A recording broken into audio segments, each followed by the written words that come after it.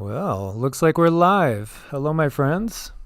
Hello, and it's going to be a slow roll in the house because we can't really give a heads up anymore.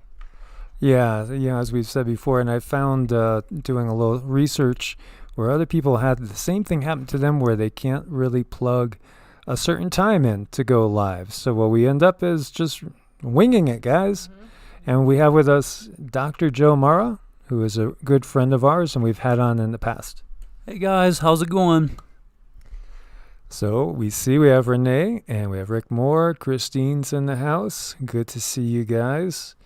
We're going to have some interesting discussions on ETs and different ET races, disclosure, which is ongoing and evident to so many people right now. So many of us are just seeing things every single night. So Dr. Joe and his lovely wife and beautiful little baby boy went camping with us a little while ago. This shows we're going to get some buffering. Well, of course, because look at the subject. Anyway, last time we went camping together, we were just looking up at the night sky and we were seeing all sorts of ships and craft going by. Yeah, that was pretty amazing. That was what, a few weeks ago? Yeah, I think it was maybe about 3 weeks ago now. Wow. Time flies. Yeah, time's just been flying right by. And so some of the things we witnessed at that time were still spectacular to me. Even though I've been doing this for so long, it's still just so amazing. And whenever you have these discussions, it's even more amazing how many people have not had the experience, or some of which that have had the experience is afraid to come out because of all the ridicule that still exists to this day. Yeah, I think there's less and less fear of ridicule now because it's getting to be more common practice for people to see things, and we're seeing stuff that's probably, a lot of it is probably ours, secret space program, Space Force type stuff, but there's a lot of stuff out there too that's definitely ET and IT, or I should say interdimensional as well. We're seeing things that I think sometimes they're Merkabas, light bodies, and sometimes they're physical ships as well. So this is Interstellar Wellness Center, and this is a little bit about Dr. Joe. And he is another Reiki master teacher, I believe, right? Yeah, so I'm a hypnotherapist, and I like to use the term energy healer. I'm attuned in Reiki, Sakam, Munai-Ki, but generally speaking, after you start to practice and do this, whenever you're calling upon the highest sources of creation to come in, I don't like to limit the energies that come in by simply saying one modality such as Reiki. Not that there's anything wrong with any of the individual modalities if that's your specialty, but once you start to do it, you just allow the universe to come through you as a channel and allow the information or the energy, whatever type of healing. And it's not always a physical healing. Sometimes it's emotional and mental healing. There's many different types of healings that people get, including spiritual. And I totally agree with your view on it. In fact, I really think that as time goes on, we're going to start getting away from labels more. I think that's part of the changes that are coming. Not that it's not a good thing to get a background in Reiki, Pranic healing, medical QiGong, whatever it is, and then develop your own system. I think these times are going to be about us being more creative and just coming up and letting things flow in a way that feels good. Yeah, absolutely. A lot of times what we look at it is like it's a permission slip to our ego that we can actually are allowed to go out and do this. We have this official title where we're a Reiki master or an Egyptian Sakam healer or whatever it is. And it allows you, your ego mind, to be like, okay, well, I've learned from another master, I'm attuned, the energies are there. But again, as you continue to practice and some of these energies come through, you realize that they're a basis, they're a stepping stone to some other things that are out there that you may not be aware of. Exactly. And what's your feelings on this, Cindy? Well, I do feel like more and more it's kind of an individual thing where, well, for me personally, since I've been doing energy healing, energy work, I've kind of made my own way. Like a lot of people will look at different religions, and they'll kind of pick from that religion what feels good to them.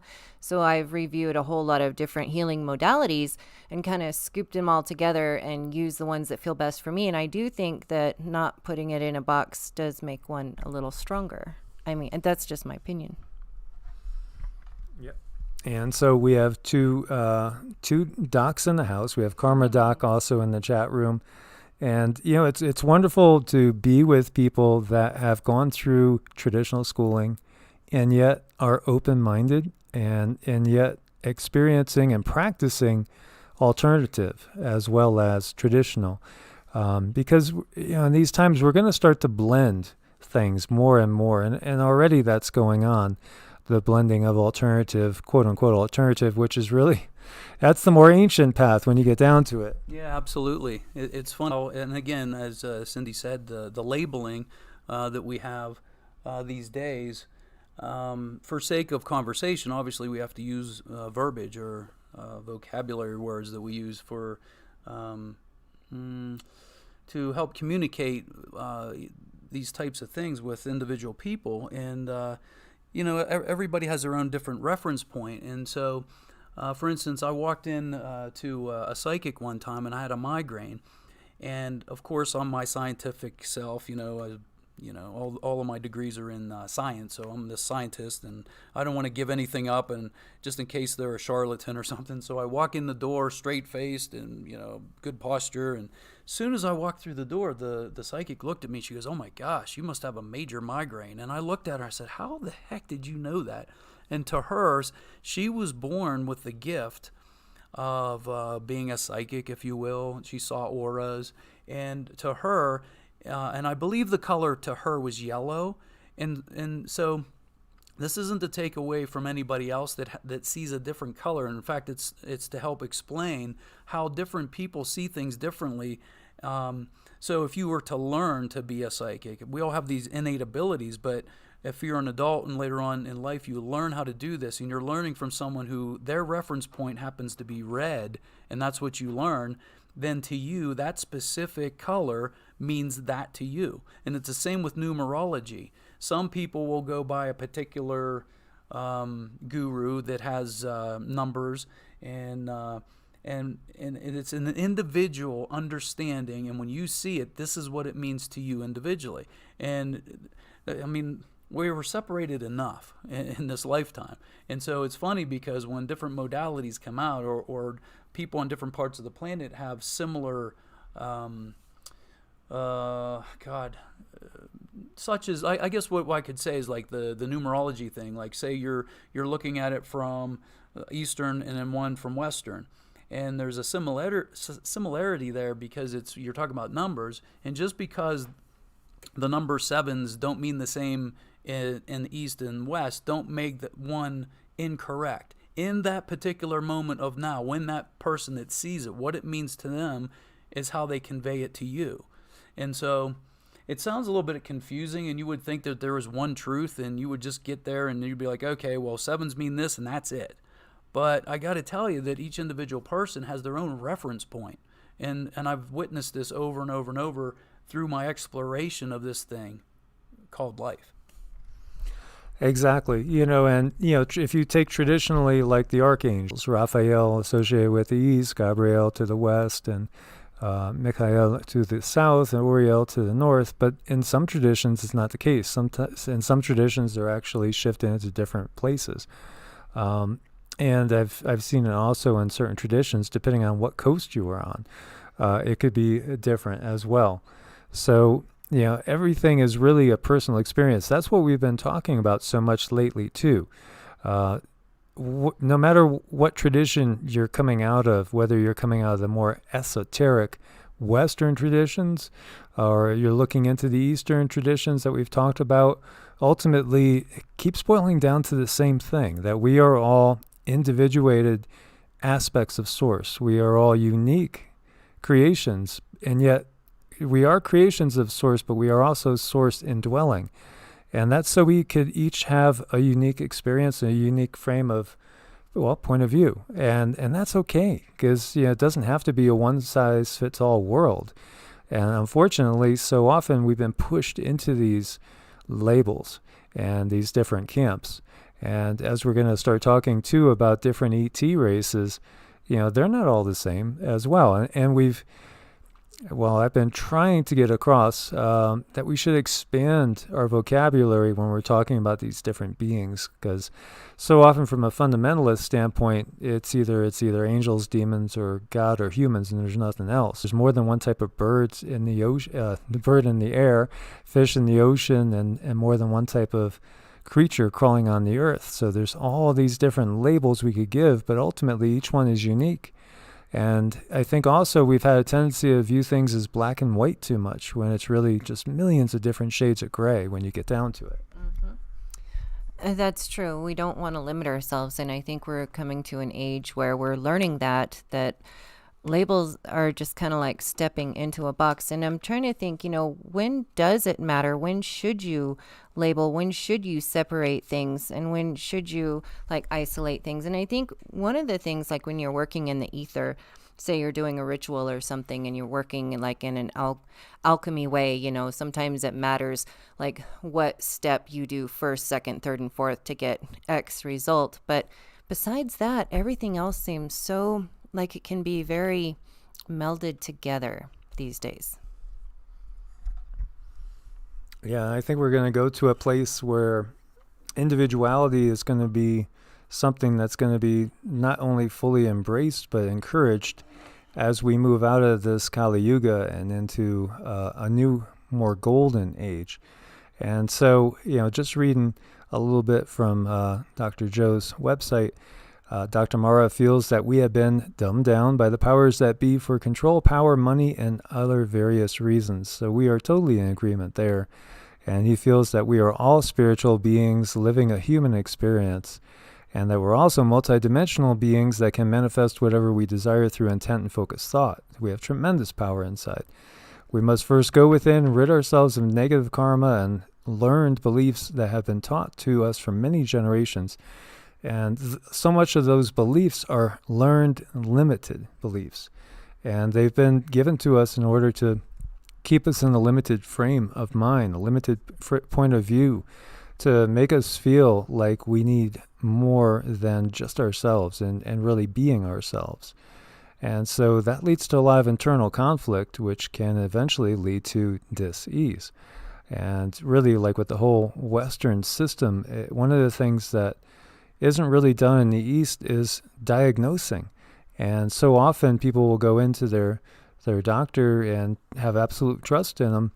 And if their doctor says, well, sorry, you got 3 months, they're probably going to manifest that if they believe in him. So it's a matter of recognizing, the holistic aspects of the being, and also recognizing that we are co-creators. And so each one of us is creating reality from our own aspect and our own viewpoint. And we have to learn to say, hey, that's okay. That's a good thing. We don't need to have 7.7 billion sheep that all are being herded in the same direction, so to speak. So Dr. Joe does have a YouTube channel. He's gotten busy with other things, so he hasn't uploaded a lot to it. But he did get to witness the Phoenix Lights going back in 2009. So tell us a little bit about that. Yeah, so my friend Terry Ippoletti and myself, we were traveling all over the place at this time in our lifetime, and we were trying to figure out what the heck is going on in the world. We heard about the Phoenix Lights, and we were speaking with Cynthia Crawford, who lived in Phoenix.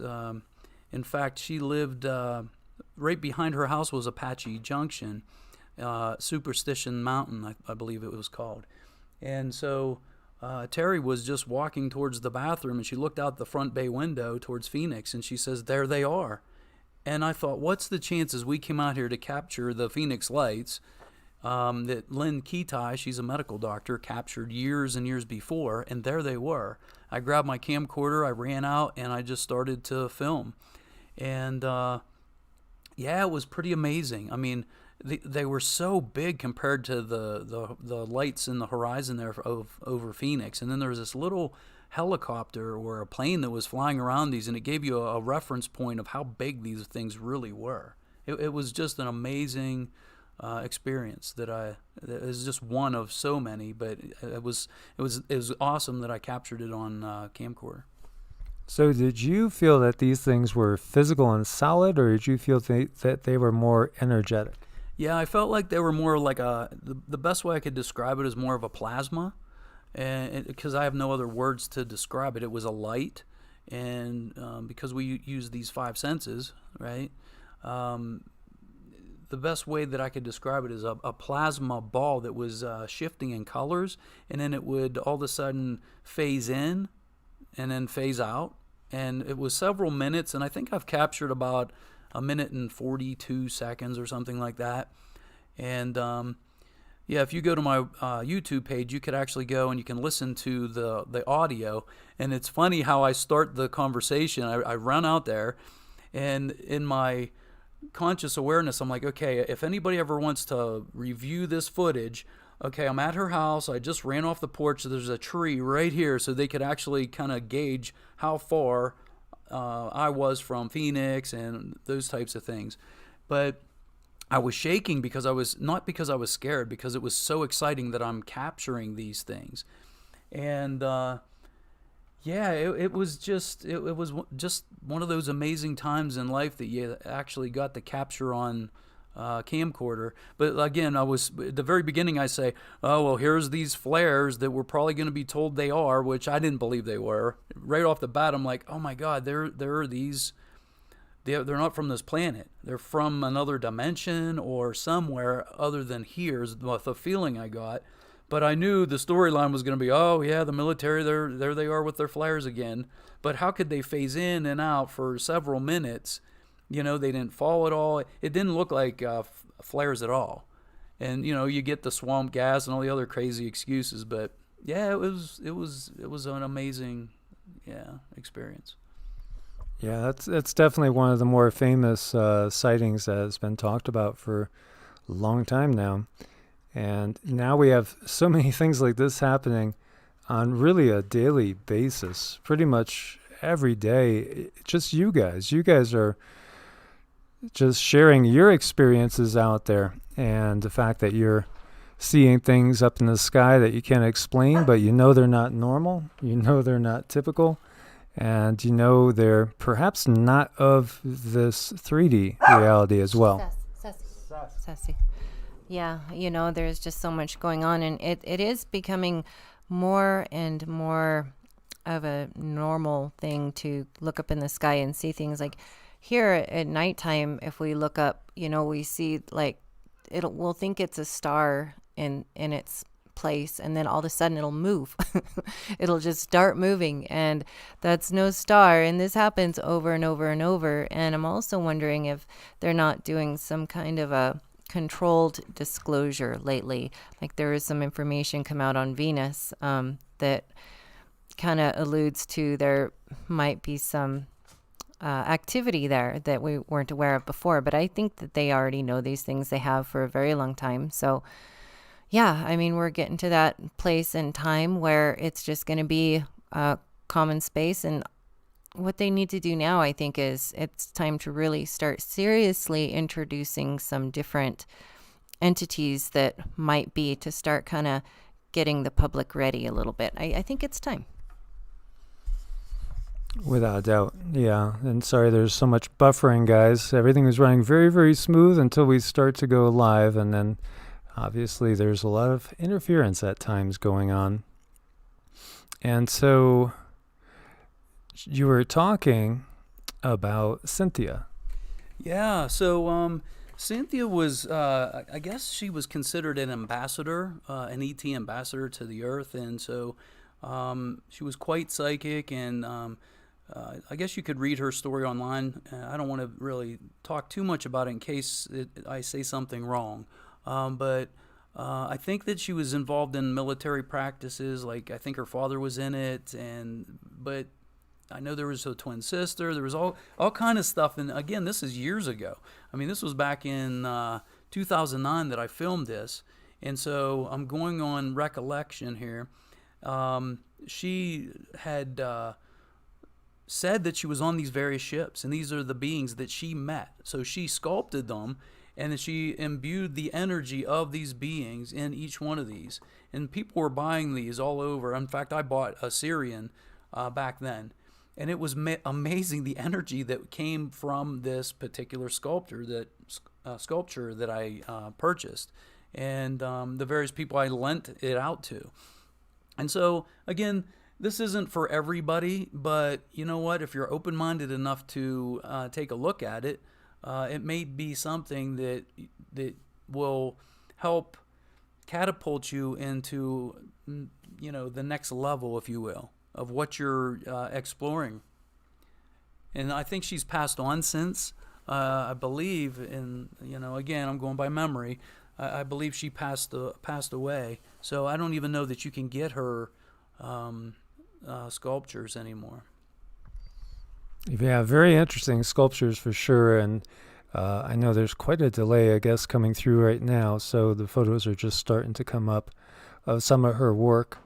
But there's many ET contactees on the planet, and some people are contacted by just one group, others by multiple groups, and obviously we've talked a lot about star seeds and then perhaps have not explained it, for people that are new to this whole idea. And so, the thought is that there are some people that are simply here on the planet from other places in order to assist with ascension. That's their whole purpose here. They're just coming in to help with the transition period, because obviously it's going to be quite a roller coaster ride as we are shaking off the shackles of a system that does not have our best interests in mind. It doesn't have the best interest of, the plants, the animals, the fish, the birds, the whole planet itself. It's been a system that just kind of uses and abuses and takes at will, acting more like a virus than in a symbiotic relationship with the life forms on Earth. Interesting that when we see of so many traditions around the world, they talk about these magnificent, bright and shining beings who have been here in the past when we've had other cataclysms and helped us put the pieces back together. Why don't they interfere and just kick the bad guys out? Well, free will is one of the things that we get, and it's also part of our learning and growing experience. Oh gosh, it's so important for our learning and growing, and it would almost be like robbery if they were to take our free will, because one of the reasons we come here is to learn and to grow. And I've heard Earth is one of the best places where you can really expand and maybe move through many, many different traumas. So it's very important to come here, learn what you came to learn, be able to grow, and then claim that and claim that for yourself. It's like if you go to school and take a test, it's not really a test if you're given all the answers. So I kind of look at it like that. Exactly. So it's our time to grow and our time to step into our big boy shoes in so many ways. Yeah, the way I look at it is, it's difficult for me to look at things not in energy. Everything is energy. Everything just vibrates at a different frequency, and so once you start to look at life and everything in the eyes of energy, then you start to look at vibration and how things vibrate, and it helps you understand the bigger picture with the ETs, that how they come in and out of other dimensions. We talk with these words, and we're using these things that are to help us understand and to help us communicate with one another, but they're really in a linear way. It's really difficult. They don't have words for some of the things that we try to explain. But as far as the ETs that are coming in, forever and a day we've had the bad boys here on the planet, inside the planet, and what I've gotten over the years, and this is, if you go back, and if the people that know me and have followed me over the years, they already know this, so this is for the new people. There was a friend of mine, Terry Ippoletti, who she did some really deep channeling, and for years we did this. And the information I got from the ETs that were coming through were that if they physically came here, because everybody says, why don't they just come here and get it over with? If they did that, the world would be in such fear that in fear, there's fear and there's love in this polarity that we live in: hot, cold, good, bad, up, down. We have fear and we have love. And if the ETs, the positive ones, would come down here, because of all the movies and just because that inner fear, because of not knowing that we're for sure that we're not alone in the universe. Once that is presented to the population, it's one of those things where it would set us down a vibration, and they would almost have to start over. And so humanity is raising up in this, what many are calling the ascension process. And the vibrations that are coming through from the central sun to our sun to the planet, they have to be neck down vibrationally so that our physicality can handle it. Because if it all came at one time, that physicalness that we call our human body and our DNA would be obliterated. And that's my best way that I can explain it. But the information that I got, again, was that because everybody wants to know, how come they just don't come down here and just prove it, and then everybody can, sing Kumbaya and, live happily ever after. And it's about vibration. And so you also have to realize that we're co-creators of this thing called life. And the more people that think one thing at one time, it's your general reality. And so the bad guys know this. And so as they own the media, and on every station they're saying there's a comet coming, it's going to destroy us, everybody that's watching that, the more people that think that it's your general reality, it becomes that fear-based thought process. And then guess what? We're co-creators. That's what we create. And so it's really, really important to raise your vibration as high as you possibly can. And I've been speaking this for over a decade on radio shows and my own radio show, Universal Talk, that the information that I got from these channeled sessions from these higher dimensional beings are raise your vibration as high as you possibly can until the very end. And so to me, I'm thinking, the end. Does that mean that there is an end to all this? And so I think it's a shifting. It's not really an ending. It's just a shifting from where we've been. And it's a subtle thing that we're doing little by little by little by little. And then all of a sudden, I think there's a point in time where we truly just shift. And some people, I think, call it the event. But again, I'm speaking in words, and I'm trying to depict an understanding that I have in the best way that I can, if that makes sense. Yeah, definitely. And so, so many people come out of the Christian tradition and think about the rapture. And then, of course, we also have ascension, and perhaps two different things at the same time. Some people maybe will be taken up, literally taken up into ships and off planet. As we know, that's what the plan is of so many of the elite. And, when it's time for them to go, they're either going down into their bunkers or they're going to blast off in the secret space program ships. That's their plan. But then also we've gotten from ETs that there will be some people that are actually literally picked up and taken on ET ships. Mm-hmm. Yeah, and what Joe was saying about raise the vibration, I've channeled Pleiadians before, and they cannot stress that enough about how important it is to raise our vibration. They tell me that this can change timelines where things are going to happen, that's inevitable, but they don't have to be as bad. And if your vibration is higher where you're at, you can actually make a difference in your immediate surroundings, so things might not turn out quite as bad. And they tell me this over and over and over, and they want me to tell you guys that how important it is. And there's many different ways to do that. And it's really important, really important. Yeah, as both Cindy and Joe have gotten that same message, raise your vibrations, raise your vibrations. So what are they doing? They're trying to get us to lower them, and that's why we have all the civil conflict going on, all the distraction. As we talked about the debate, how many positive words were there in that debate? I mean, I think it was completely negative. It was just focusing all on the negative and lashing out at each other. And, that's what they want us to do, is to lash out at each other, to take sides. We have Armenia and Azerbaijan facing each other. And, their hope is that it's going to pull in, well, it may have already pulled in Turkey by the sounds of it, pull in Russia, pull in Greece, then pull in NATO. And then, before you know it, we're looking at WW3, and that will lower vibrations. That will make things worse.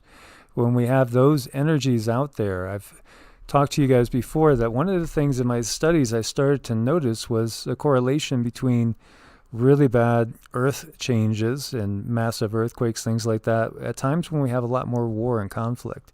So when we are sowing the seeds and falling into their trap of sowing the seeds of negativity, it will manifest in more ways than one. So we have to be aware of that and, not take that side, not get out there and, grab whatever it is, a brick or whatever, weapon it is, and create another bad act that is just going to add to the chaos, add to the negativity, and add to the downward cycle. We have to take a step back and step out. Again, to replace the system, we'll have to put a new system into effect. You can't put a Band-Aid on this system. It's way too corrupt. It's past that point. So we need to come together and really create alternatives on a smaller scale at first, as this consciousness revolution is growing around the globe. It's just at the moment, in so many ways, it's being a little bit misdirected.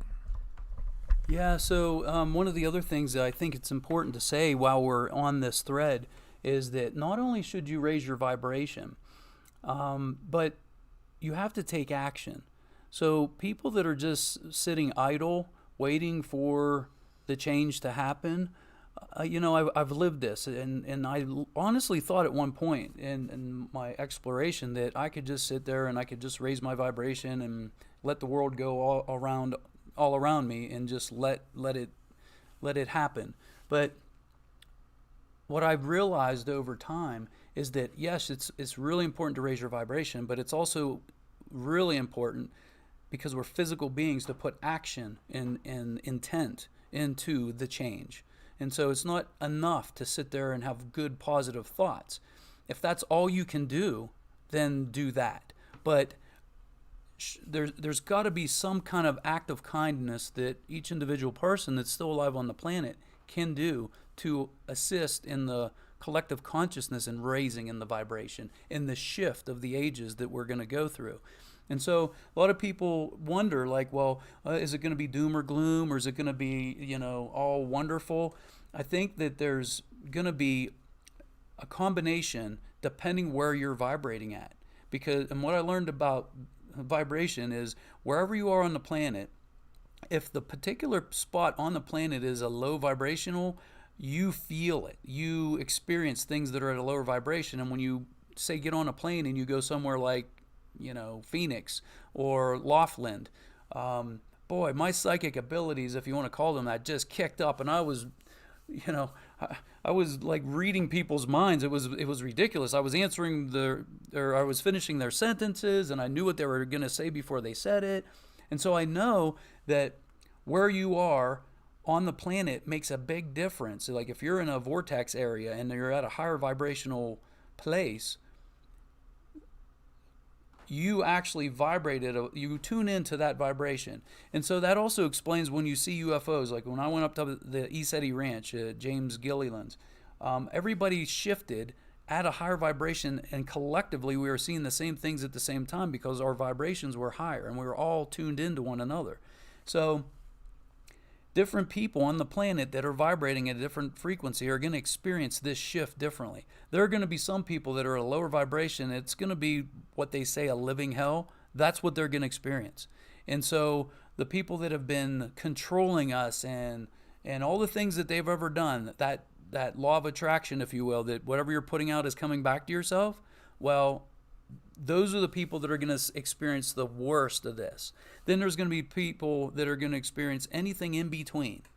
So for some people, I really believe that they will just simply shift. If they're in a high enough vibration, they just shift and then they kind of skirt the waves. They're at the top of it. They're not going up and down and up and down. And then there's other people at the very low that are experiencing the worst things imaginable. And so when we're telling you to raise your vibration, it's for the purpose of having a better experience, a more positive experience.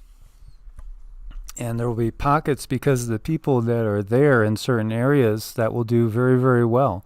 and start to develop the new civilization which is to come as well. So people have felt the urge to move, to get up, to go to different spots, because you can no longer tolerate where you're at, and you're being called somewhere else because there's higher powers also guiding you somewhere else to some of these sacred sites that people might not even realize are sacred, but have been sacred sites, vortex spots. When you go to Sedona, you feel the energy. When you're at Shasta, you feel that energy.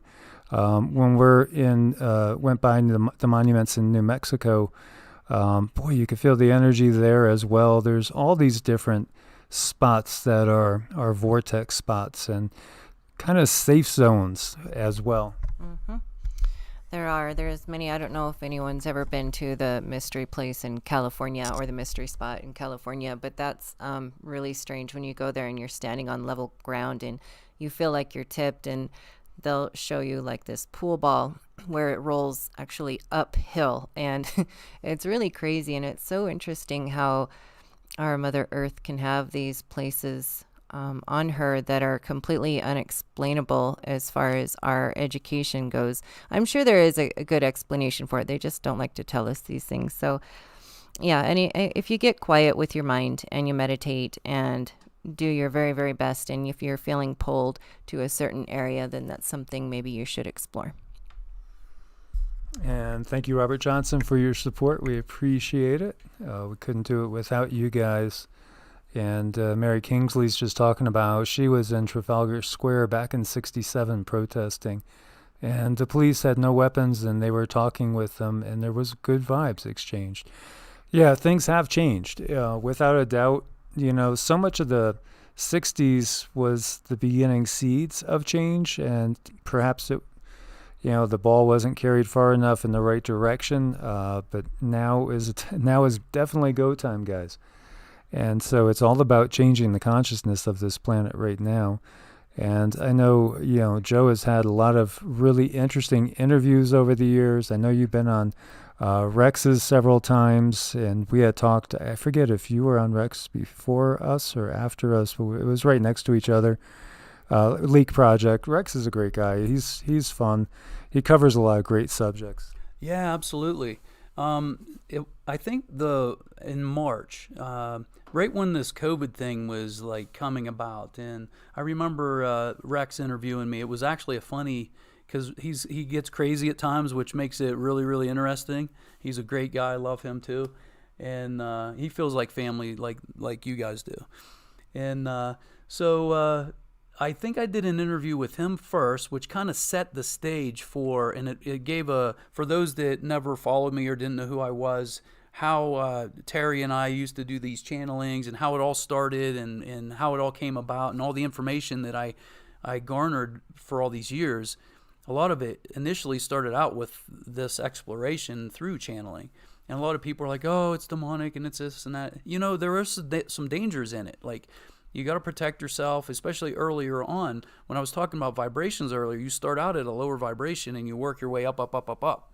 And so when you get into the higher vibrations, it's more unconditional love, and there's no judgment, there's no fear, there's no doubt. But the lower ones, there sure are. There's some tricksters that'll come in and they'll tell you things that aren't really true. So you just got to be careful when you're on this path. And it's just like anything else. It's when you're a child and you jump on a bicycle, and you have to trip and fall a few times, whether you're running, whether you wreck your bike and you don't have training wheels, and then you get better at it and you understand, you learn from your experiences. But it's really important to protect yourself if you're going to go in that direction. But I remember specifically Rex's interview, and then it kind of led into your interview as well, with talking about the COVID and what's going on with that, and anybody that's a medical doctor, a nurse practitioner, a PA, a nurse, like, you should be questioning this, because none of this stuff makes sense. And when you look at the numbers, and the CDC's coming out and they're backpedaling now, and they're saying, oh, there's only, I don't know what the exact number is now, but there's significantly less than what they projected. So you have to start to question this. And then if it isn't what they say it is, then what is it, and why are they doing it? And so, if you wanted to know a little more about that, I guess you could go back and watch those 2 interviews. But it's interesting today to go back and watch that video just to see what was said and see how it has transpired up until now. Yeah, I think people are waking up to that fact. I mean, as far as the economy goes, damage has been done to a point of almost where it's going to take forever to get back to where we were. And not that that was a great place, because honestly, the system needs to change in the first place. But what they're doing, again, they've wiped out so many mom and pops stores and restaurants and people that threw everything in their life into their own, small business. And eventually all we're going to have is just, the big corporations. As we said before, I'm not fearing communism. It's fascism is what it is, because fascism is corporate control of everything. And basically that's where we're going. And that just makes it easier for, again, the 1/10 of 1% to control the 99.9.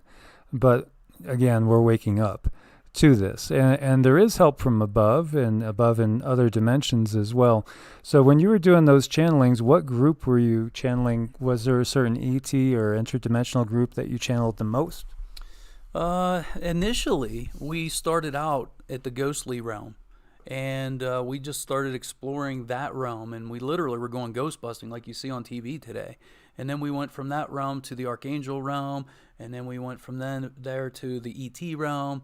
And yeah, we channeled a time traveler a few times. I mean, there's been some major. The Syrians were really big at the very beginning, and even up towards the end. And the Anunnaki, I was into those beings at one time, and I was studying the Nibiru thing and Zecharia Sitchin. I actually called him, and I was going to interview him on my show, Universal Talk, and it was funny. I'll never forget. He called. He was on one of those old phones, it sounded like, and he left a message, and I called him back, and he asked me if I was doing online radio shows or an AM program. And at the time, I was doing both. I started this whole thing out on an AM program in Pennsylvania, which was really interesting. Scared the crap out of me. I thought I was had the flu the first day I did it, but here I was so angst about doing this radio show. I walked into literally, it was a real radio station with all these switches and dials, and I didn't know what I was doing, but I just had this drive to get this information out to people.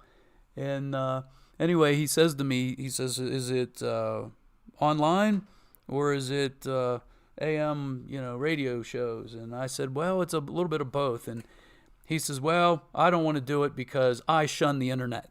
and he just hung up on me. And so I actually got to talk to that gentleman before he passed away.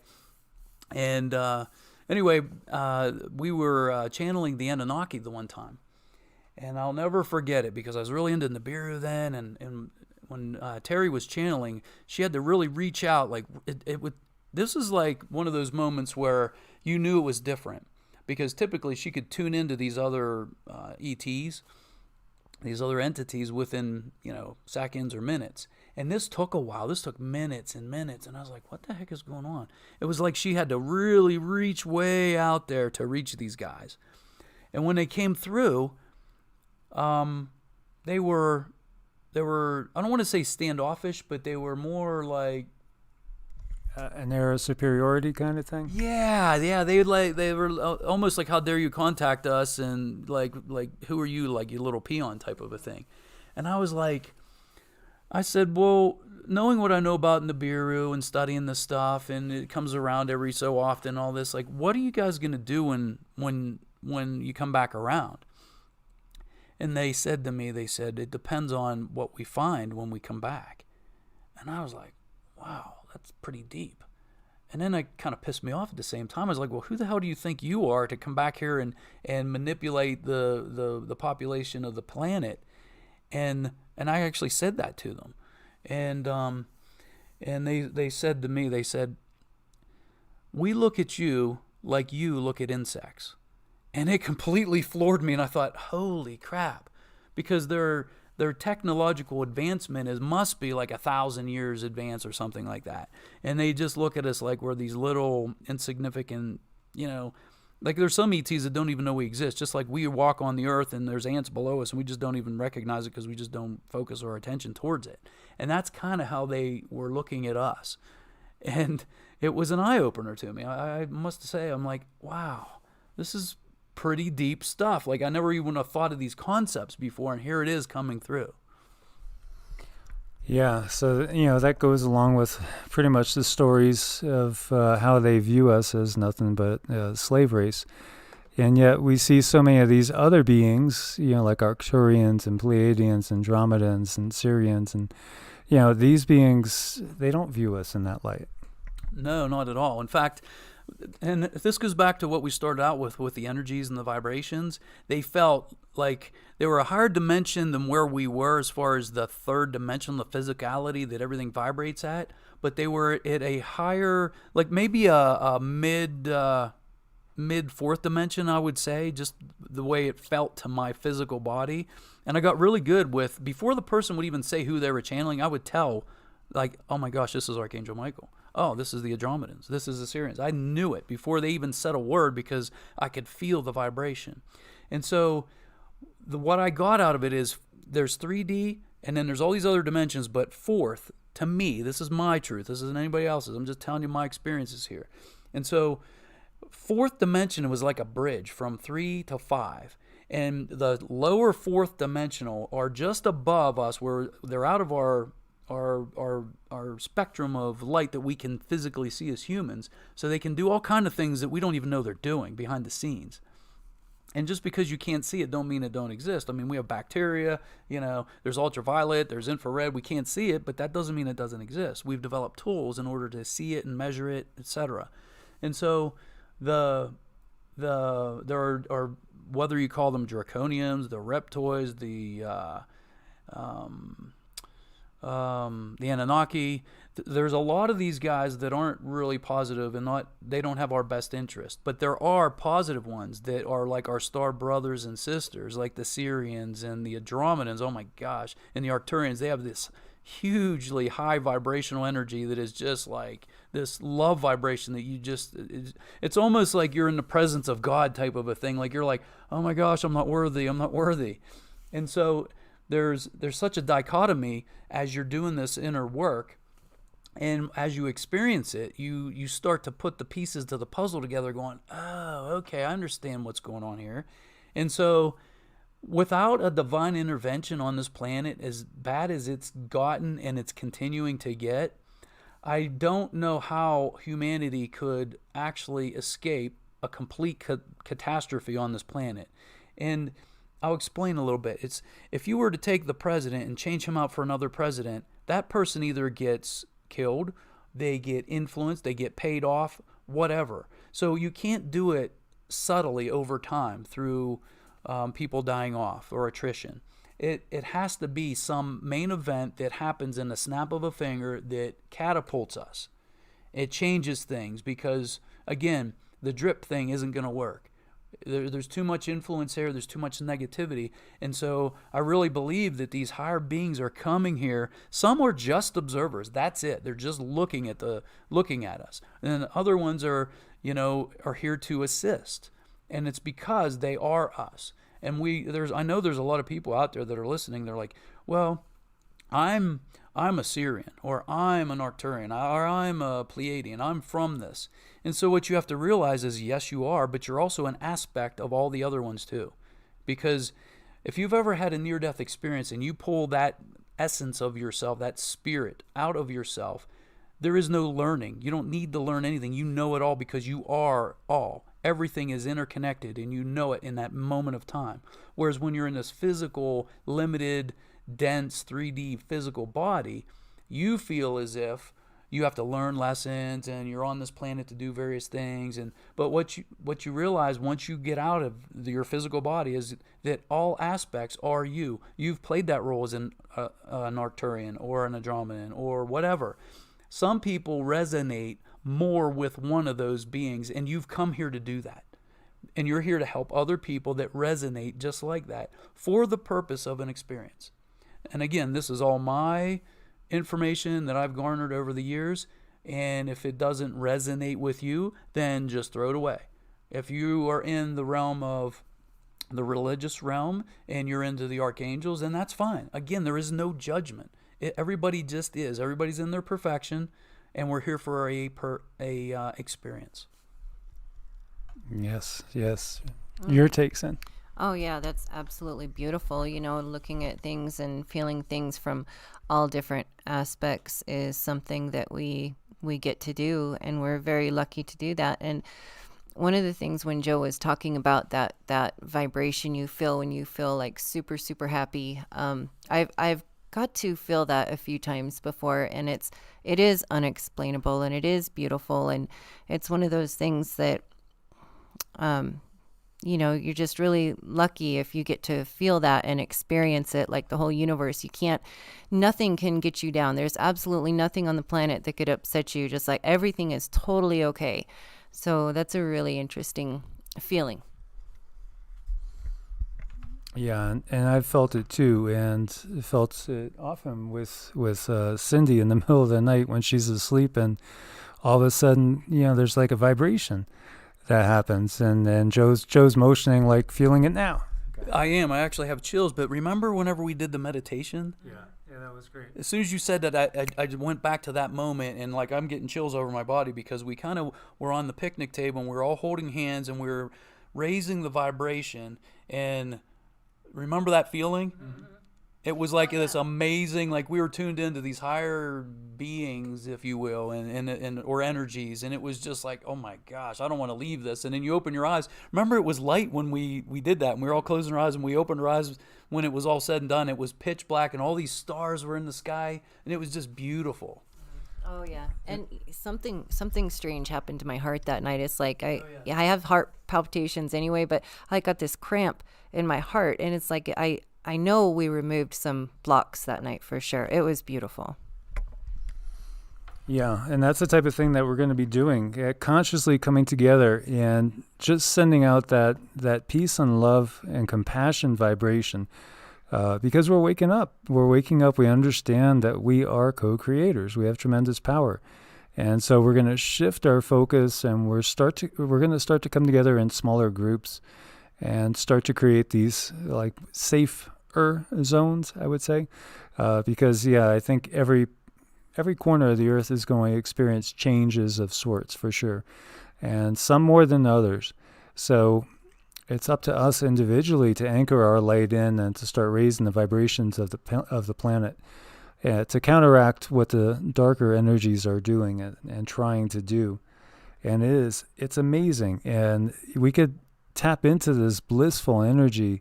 It's just incredible. It's just incredible to feel that. And it does wipe away, all those, darker energies that are around us. Just like so many people that have crossed over to the other side get this feeling that's so blissful, they don't want to go back. They just don't want to go back. I had shared with you a friend of mine that was dead on the table for 35 minutes, toe-tagged. They were going to roll her down to the morgue. And then she came back because when she was on the other side, she just felt a loving embrace that she didn't know what to name it because she was Christian. She was thinking in terms of Jesus. She didn't even see it. But it just kind of enveloped her in pure love. And it was like, I don't want to go back. Hell no. And it told her, you got to go back because you're going to have twin boys and one of them is going to become an important leader in the future. And so she was already, getting a little bit past where she was thinking about having any more kids. But she did. And it was kind of miraculous that she had twin boys, just like she was told. And one of them is already kind of going down into the political realm of sorts. So it really gets you wondering. But we have purpose. We have purpose here. So many of us are here for a reason and are perhaps just discovering that right now. Yeah, my purpose, it came to me later. Obviously, you're driven to do certain things in your life, and as you're in complete bliss and harmony with what you're doing, it's not even work. It's something that you really are inspired in spirit. You're inspired to do this, and so myself, I almost got out of practicing medicine. In fact, I shifted from family medicine because of vaccines and all the other craziness that's out there.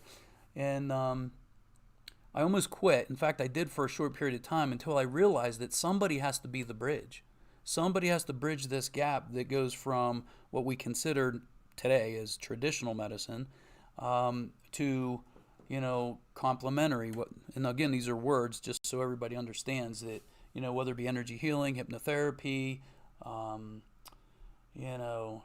herbal supplementation, all these types of things. There's so much more out there, and patients today are aware and awake and aware to this. And a lot of times, this is funny, I've said this before, but for those who haven't heard this, I would have patients that come in that had high cholesterol and they weren't eating right, they were overweight, and I would have the discussion with them like, hey, I can, help you out with a diet plan and help you lose weight and exercise, and you can do the more natural route. And there's been times where the people are like, hey, listen, doc, I'm not going to do any of that. Just give me the pill. And I have to respect their opinion. It's their own free will. I can't sit there and judge them about it. So I'm there to help them if that's the way they want to handle it. But I'm also there to help and say, hey, by the way, you have a choice. You don't physically have to take this. In fact, I wouldn't recommend this, or this, but I would recommend this. And you get to decide. What I know of this is what we normally would do. And what I know about this is what you can do. And so those choices are very rare going into what we, again, call traditional medicine. In fact, when I have these discussions with my day-to-day patients, they look at me, they're like, wow, like no one's ever talked to me like that before. No one's ever explained this to me before. And so we're not trained this way in traditional schooling, as you can imagine. You have to memorize something, regurgitate it, and it's something that's been around forever. And we have all these new technologies that are out there, and we call them new. I mean, they're basically on the shelf. I mean, if you want to look at just one, look up Stanley Myers from Colorado Springs, Colorado. He developed a system where, and you can, if you get on YouTube, type in his name, he had a little buggy that he could run from Los Angeles to New York City, and he used, I forget how many gallons he figured it would take, but you could use regular water.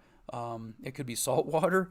I mean, and it ran on water. And we've had several inventors that have come out with these types of things that are no longer here. And so we know these things exist. It's just like, let's raise the vibration. Let's act. Let's go in a positive way, and let's get these things released so we can move forward with what we know is already our highest potential. Yeah, it's part of this bigger plan that's been there to keep us in the dark, and there's really no reason for fossil fuels anymore. It's just a means to control, and so bridges are definitely needed. And if Karma Doc is still in the, she's another one that's trying to be a bridge, and she is a bridge. And I've known a few others as well that are working really hard to change the system.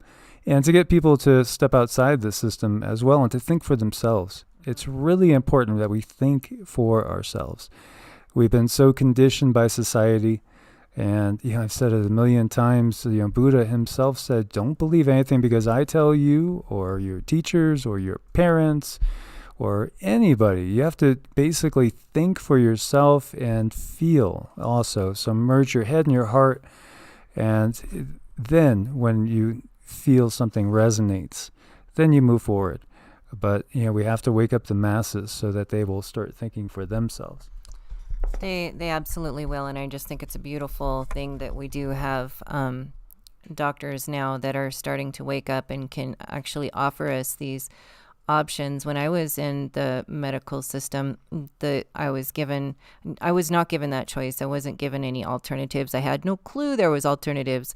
I was just given the pill, and it took me probably, 13 or 14 years to figure out, wow, there's other modalities that I could use. But by then there was so much had been done to me, and now I have to go back and undo a lot of things and clear everything out and regrow parts of my brain because they were actually deadened. And it's a horrible thing that they do to people who have anxiety or PTSD.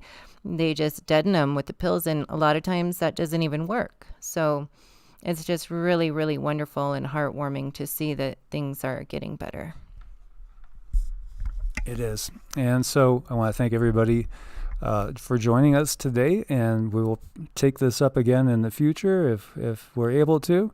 I think we could do maybe this on a regular basis would be nice. And maybe we'll get Karma Doc in on the discussion as well. It's wonderful having, practitioners with open minds and with the understanding that there's